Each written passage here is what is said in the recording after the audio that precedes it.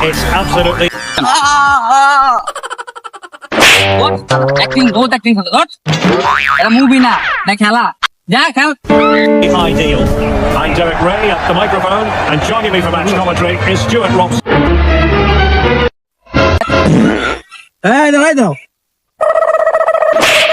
তোমার পালাই দিলে কেন লাগে আর বল বাড়াতে বলে আছেন আর বল বাড়াতে বলে আছেন আর নালে লাল কার্ড অন মার থেকে বের করে Is Stuart Robson, and we have action coming up for you from foot rivals.